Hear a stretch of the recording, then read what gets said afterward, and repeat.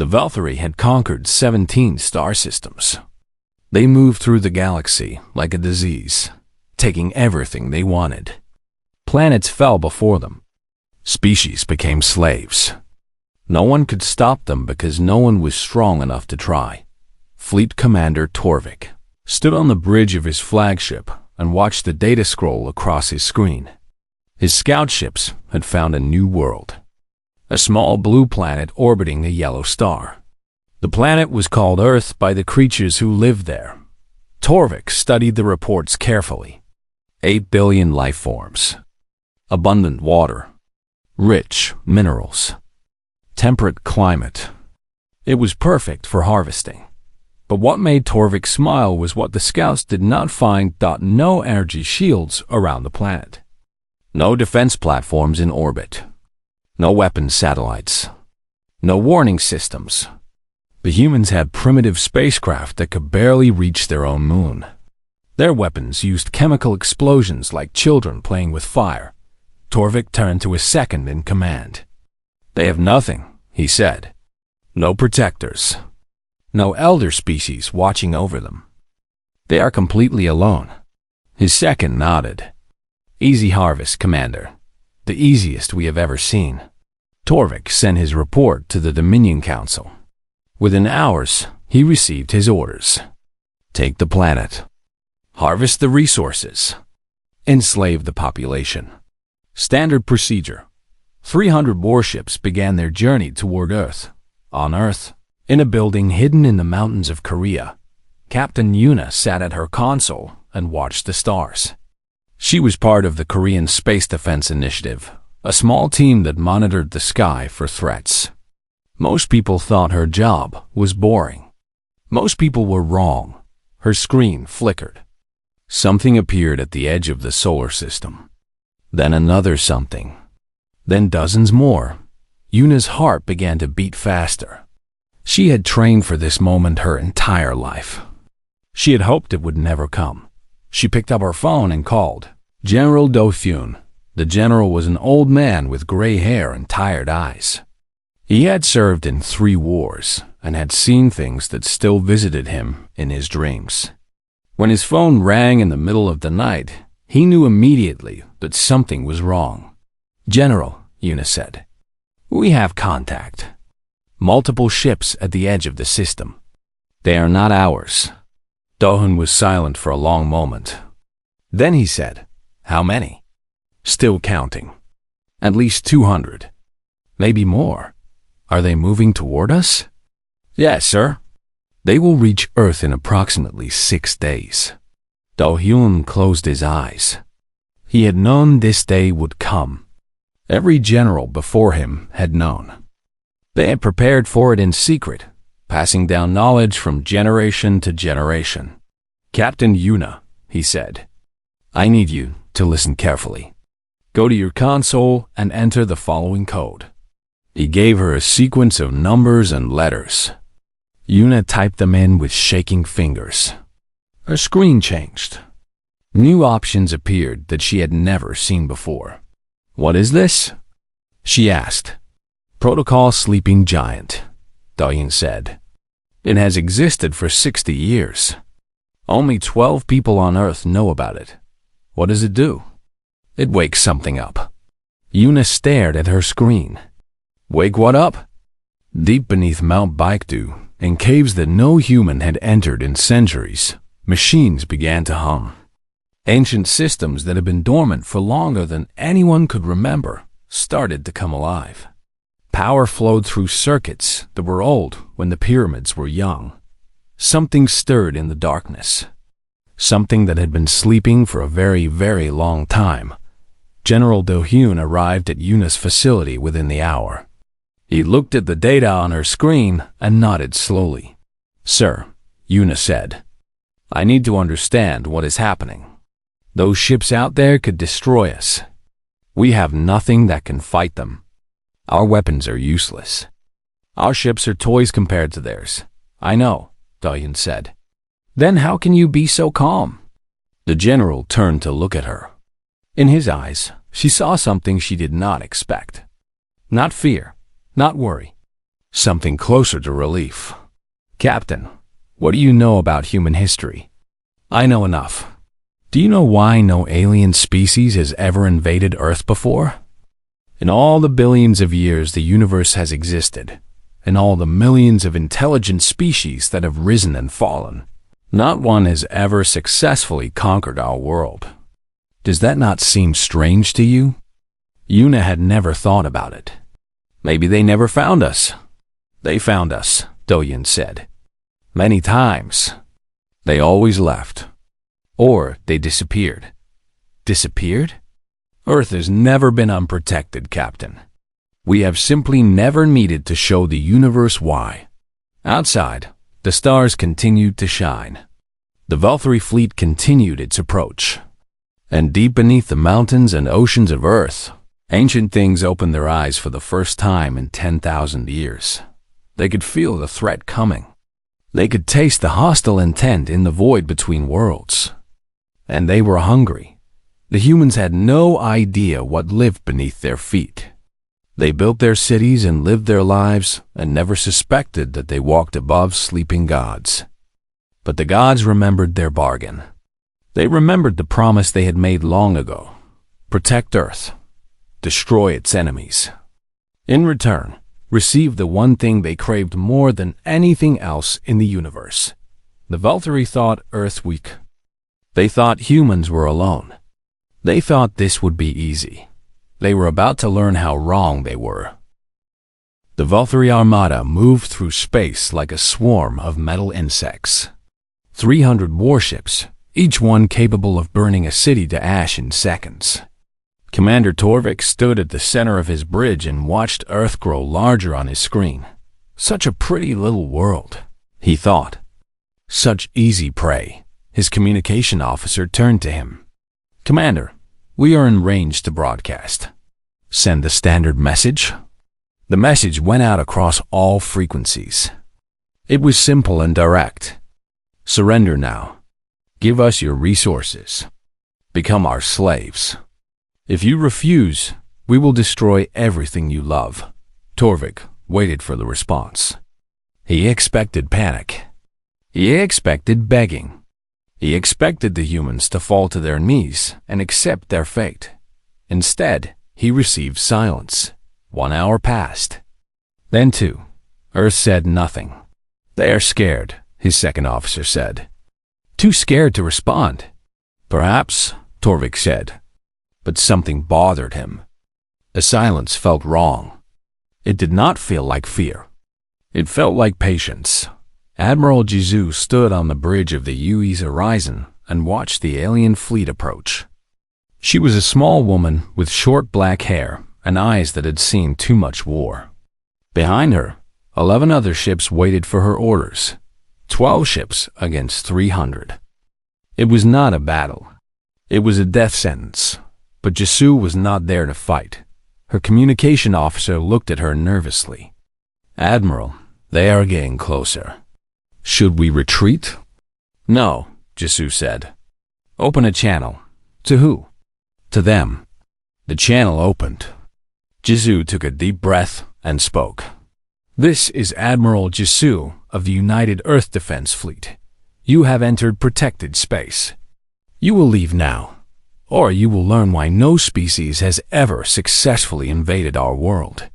On the Valkyrie flagship, Commander Torvik heard the message and laughed out loud. His crew laughed with him. Protected space? These humans had nothing.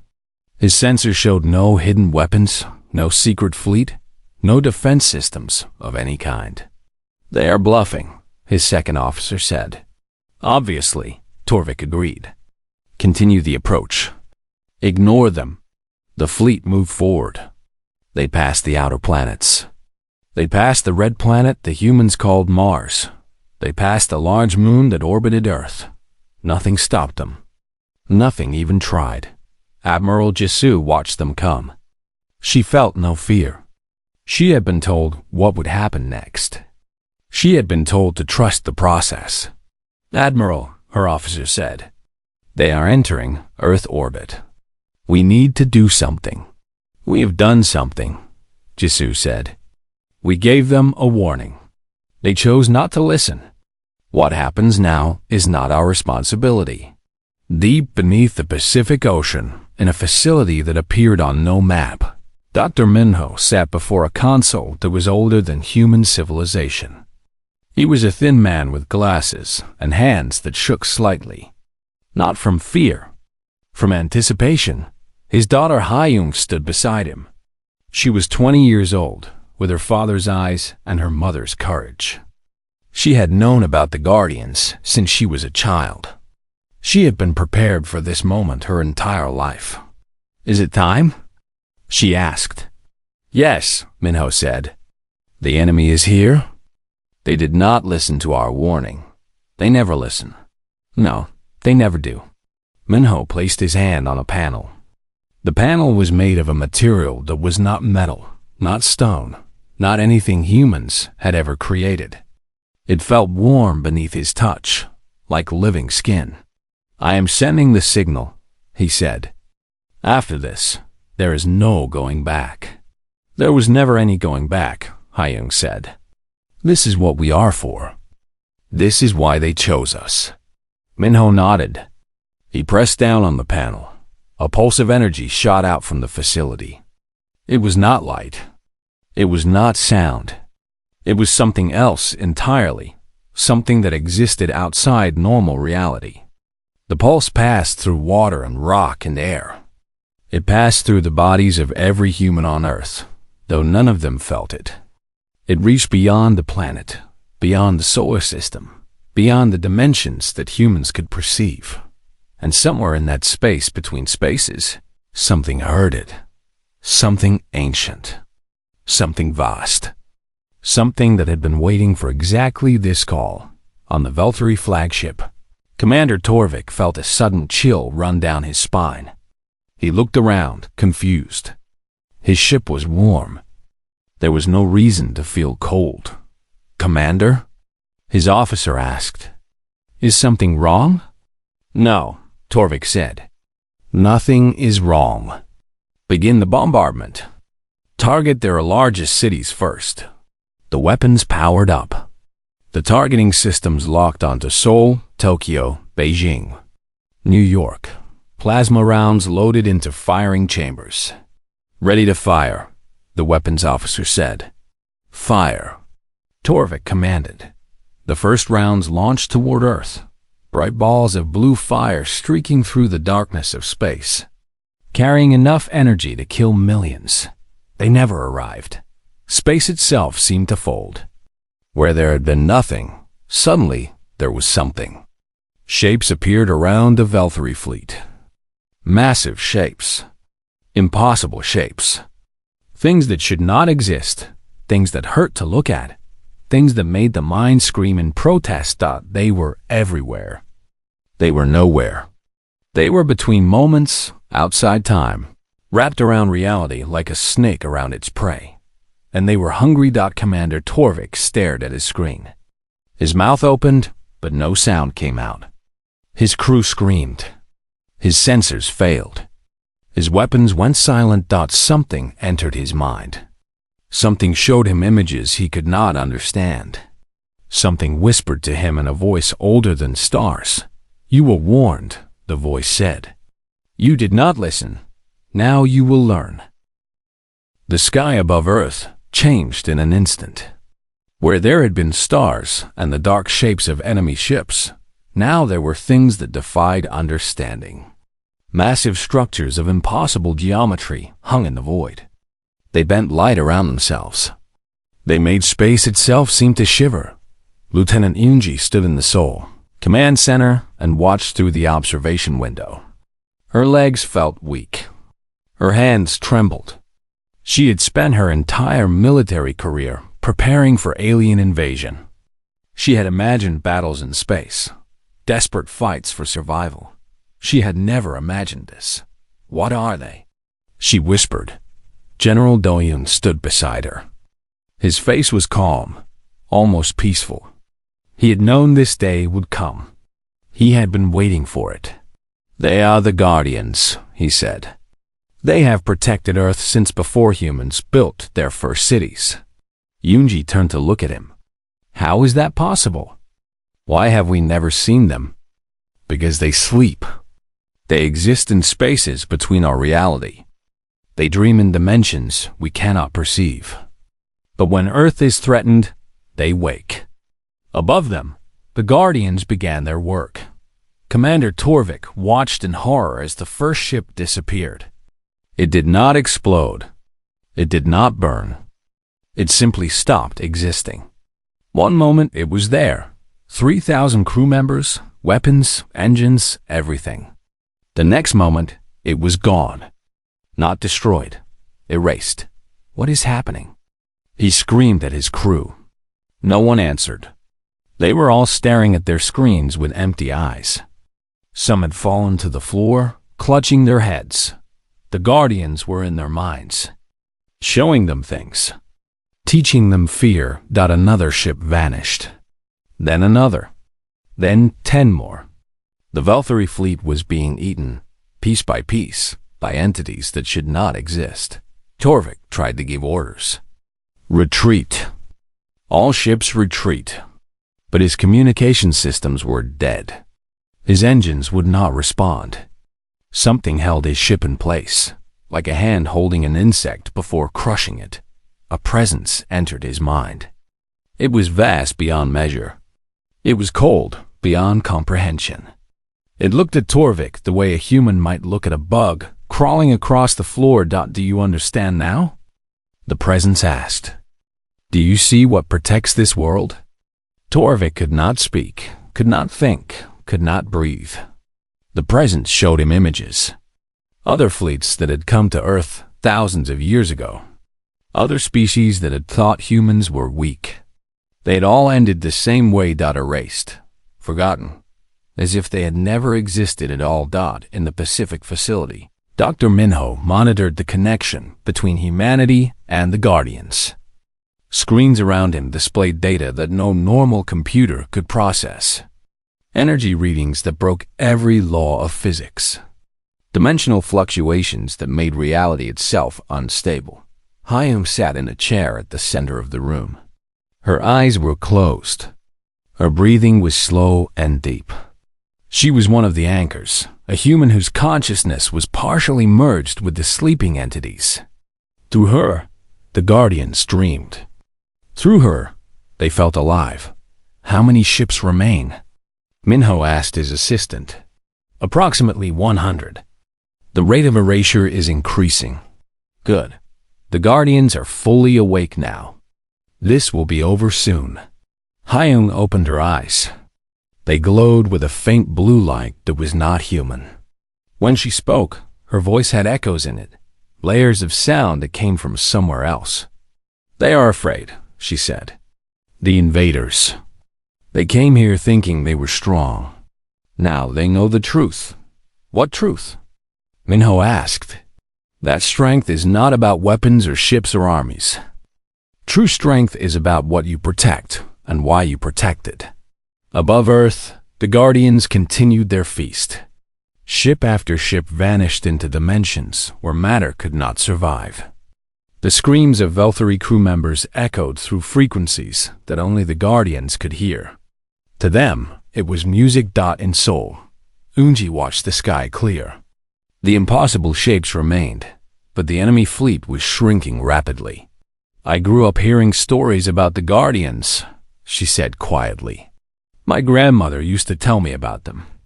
Sleeping gods beneath the mountains and oceans. I thought they were myths.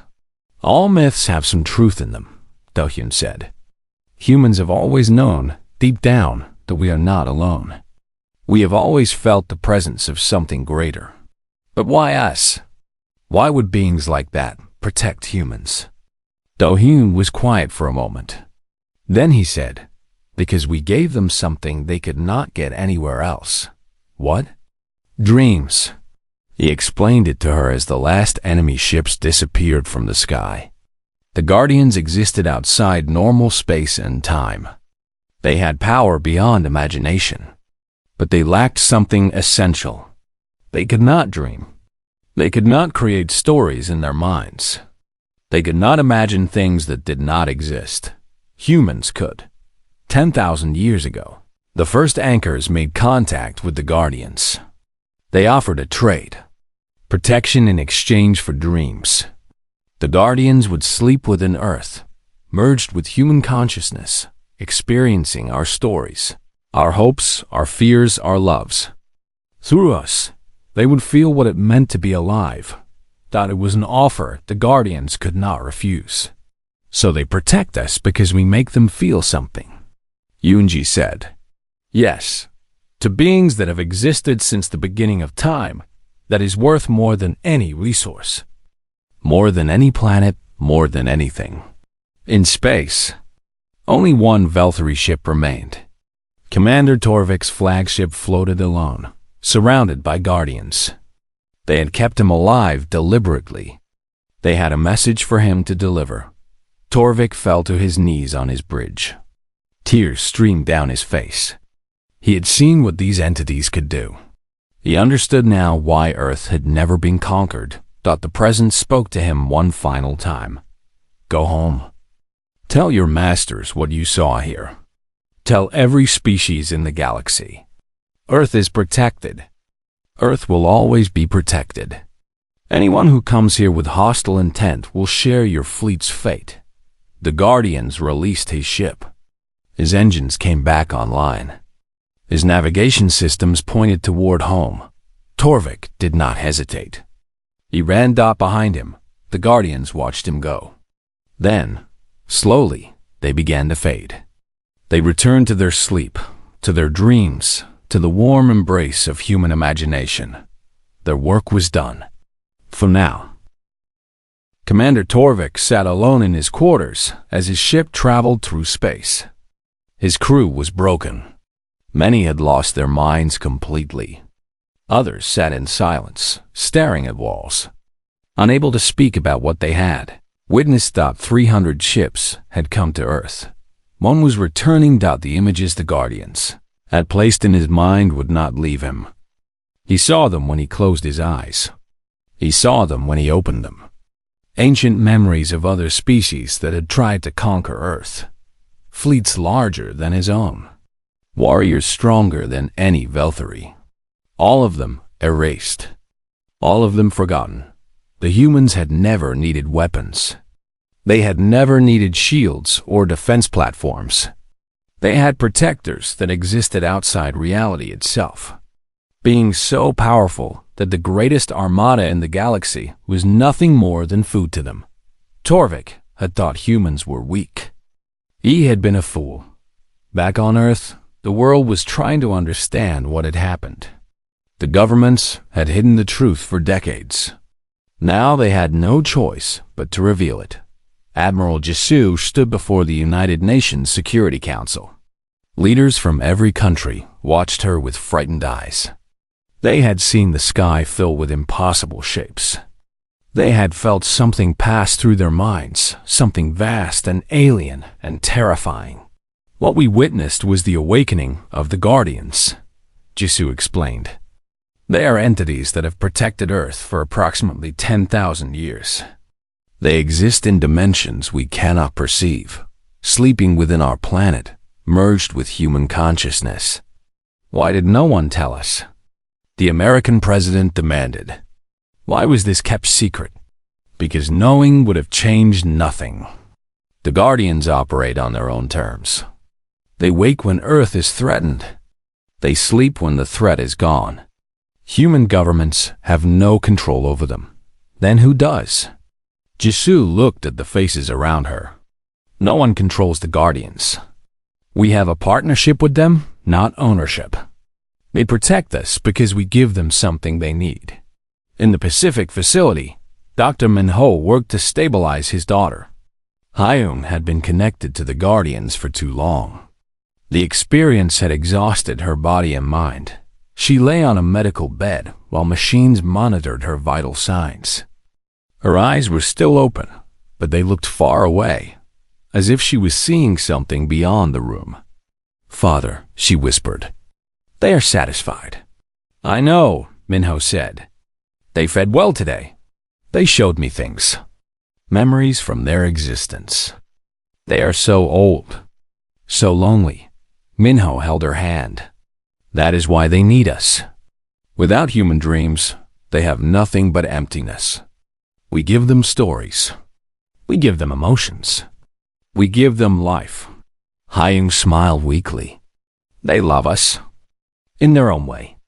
They love us because we make them feel real. This was the price of protection. Every generation, certain humans were chosen to serve as anchors. Their consciousness was partially merged with the Guardians. They could hear the ancient whispers. They could feel the vast presence sleeping beneath the earth. It was not painful. The Guardians did not hurt their hosts. But it was isolating. Anchors could never fully belong to the human world. Part of them always lived somewhere else. Minho had been an anchor since he was 16. His father had been an anchor before him. His daughter would carry the burden after he was gone. Is it worth it? Hyung asked. The protection they give us. Is it worth what we give them? Minho thought about the Velthari fleet. 300 ships that had come to enslave humanity. All of them erased in minutes. He thought about all the other threats that had been stopped over the centuries. Invaders that humans never even knew about. Yes, he said. It is worth it. In Seoul, Lieutenant Eunji walked through the streets. The city was quiet. People stood outside their homes, looking up at the sky. The Guardians were gone, but everyone could still feel them. Like a memory that refused to fade. An old woman stopped Eunji on the street. My grandmother told me about the sleeping gods, she said. I never believed her. I thought she was telling fairy tales. They are not gods, Eunji said. They are something else. Something beyond our understanding. Does it matter what we call them? They saved us. Eunji looked at the clear sky above. Hours ago, it had been filled with enemy ships. Now there was nothing but clouds and sunlight. Yes, she admitted. They saved us. General Do-hyun met with the other leaders of the Guardian program. They gathered in a secure room beneath the mountains, surrounded by the ancient technology that connected humanity to their protectors. The Velthari survivor will spread the message, Do-hyun said. Other species will learn what happened here. Some will stay away. Others will come to test our defenses. And when they come? Admiral Jisoo asked. The Guardians will wake again. They always do. How many more times can we rely on them? What if they decide to leave? What if they stop caring about us? Do-hyun smiled. They will never leave. They cannot. The bond between us goes both ways. We need them for protection. They need us for something even more important. Dreams, Jisoo said. Dreams, Do-hyun confirmed. Imagination, stories, the things that make existence bearable. We are the only species in the universe that dreams the way we do. To the Guardians, that makes us irreplaceable. Outside the facility, the sun was setting. Shadows stretched across the mountains. Deep beneath the stone, the Guardians slept again. Wrapped in the dreams of 8 billion humans, they dreamed of love and loss, of hope and fear, of triumph and failure. They experienced 1,000 lifetimes in every passing moment. They felt joy. They felt pain. They felt alive. And in exchange, they would destroy anything that threatened the dreamers. It was a bargain made 10,000 years ago. It would last for 10,000 more. Perhaps forever.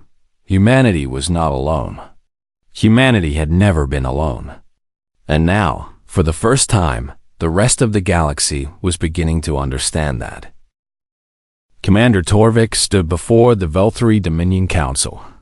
His body was thin from weeks of travel. His eyes were empty. His voice shook when he spoke. They are all gone, he said. Every ship, every soldier, erased. The council members stared at him in disbelief. The Velthari had conquered 17 star systems. They had destroyed armies and fleets without effort. The idea that humans could defeat them was impossible. Explain, the High Lord demanded. Torvik tried to find the words. How could he describe what he had seen? How could he make them understand beings that existed outside reality? Earth is protected, he said finally. Not by weapons or shields. By something else. Something we cannot fight. Something we cannot defeat. They call them guardians. Show us, the High Lord commanded. Torvik's ship records played across the council chamber. They saw the fleet approach Earth.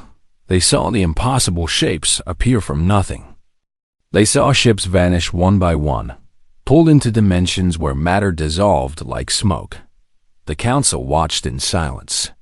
When the recording ended, no one spoke. The Guardians had added something to the ship's records. A message for all species in the galaxy.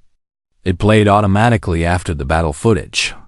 This is what protects Earth, the message said. The voice was not human, not Voltheri, not anything they had ever heard. It seemed to come from everywhere and nowhere at once. We have existed since before your ancestors crawled from the mud. We will exist long after your species is forgotten. Earth is ours to protect. Its people are ours to cherish. Anyone who threatens them will share the fate of this fleet. There will be no warning. There will be no mercy. Only erasure. The message ended. The council chamber remained silent for a long time. Finally, the High Lord spoke. We will not return to Earth. Mark the system as forbidden. The order went out across the Voltheri Dominion. Earth was removed from all invasion plans. The system was declared dangerous. No Voltheri ship would ever approach it again. But the message did not stop there. Torvik's ship records spread across the galaxy. Other species received them. They saw what had happened to the Voltheri fleet. They saw the Guardians. Some dismissed it as fake. A trick created by frightened humans. They sent their own scout ships to investigate. None of them returned. On Earth, Admiral Jisu debriefed with the United Nations. The world had changed. Humanity was no longer alone in the universe. They had enemies among the stars. But they also had protectors. The message is spreading, Jisu reported. Multiple species have received it. Some are staying away. Others are testing our defenses. So far, none have survived the test. The Secretary General looked exhausted. How long will the Guardians protect us? What if they decide we are not worth the effort? They will protect us forever, Jisu said, because we give them something they cannot live without. Dreams, the Secretary General said. He had been briefed on the bargain. He understood now. More than dreams, stories, imagination, hope, fear, love, every emotion we feel, they experience through us. To beings that exist outside time, that is more valuable than any planet, any resource, any empire. Dr. Minho addressed the council through hologram from his Pacific facility. His daughter Hyung sat beside him, recovered but changed. Her eyes still held traces of blue light from her connection with the Guardians. The Guardians are not our only protectors, Minho explained. They are simply the ones who woke this time. There are others sleeping in different dimensions, waiting for different threats. Earth has been collecting protectors for thousands of years. How many? The Secretary General asked. Minho smiled. We do not know exactly. The Guardians tell us about some of them. Others remain hidden, waiting for the moment they are needed. But I can tell you this. No matter what threatens Earth, something will rise to defend it. Why? Why do so many powerful beings care about us? Because we are unique. In all the universe, in all the dimensions that exist, humans are the only species that dreams the way we do. We create stories. We imagine things that do not exist. We make others believe in worlds that are not real. That ability is rare beyond measure. It is precious beyond words. And entities that exist outside our reality will do anything to protect it. Hyung stood and walked to the window. Outside, the ocean stretched to the horizon. Somewhere beneath those waters, the Guardians slept, wrapped in the dreams of humanity. My grandmother used to tell me stories, she said. Fairy tales about gods and monsters and heroes. I asked her once if they were true. She said the truest stories are the ones we tell ourselves. She turned to face the council. That is what we offer the Guardians. The truest stories. The deepest dreams. The wildest imaginations. And in return, they keep us safe. Months passed. Years passed. The message continued to spread across the galaxy. Species that had planned to invade Earth changed their minds. Those that did not learn the same lesson the Velthari had learned. Earth became known throughout the stars. Not as a weak planet full of primitive creatures, but as a protected world, guarded by beings beyond comprehension. Some species came to Earth peacefully. They wanted to meet the creatures who dreamed so beautifully. They wanted to understand the bargain humanity had made. They came with gifts and offers of friendship. Others came with questions. What were the Guardians? Where did they come from? How could humanity have bonded with such powerful entities? The answers were always the same. We do not know everything about them. We only know that they love our dreams. And as long as we keep dreaming, they will keep protecting us. In the facility beneath the Pacific, Hyun continued her work as an anchor. She felt the Guardians in her mind every day, whispering ancient secrets, sharing memories that stretched back to the birth of the universe. Sometimes, they showed her the other species they had protected before. Long-dead civilizations that had also learned to dream. Worlds that had risen and fallen while humanity was still learning to walk upright. We are not your first, she said to them once. You have protected others before us. Yes, they answered. But none dreamed like you do. None created stories so beautiful, so complex, so alive. You are special. You are worth protecting, even when we make mistakes. Even when we hurt each other. Even when we fail. Especially then. Your pain is as precious as your joy. Your failure is as beautiful as your success. Every moment of your existence matters to us. Hyung smiled. She understood now why her ancestors had made the bargain. It was not just about protection. It was about connection. Beings that existed outside time and space, finding meaning through the dreams of fragile humans. The Velthari had thought Earth was weak. They had thought humans were alone. They had been wrong. Humanity had never been alone. And now the entire galaxy knew it. In the stars, species whispered about the protected planet. They told stories about the sleeping gods beneath the mountains. They warned their children never to approach the blue world with hostile intent. And on Earth, 8 billion humans continued to dream. They dreamed of love and adventure, of tragedy and triumph, of worlds that never were and worlds that might someday be. And beneath them, the Guardians listened and smiled and protected. Forever.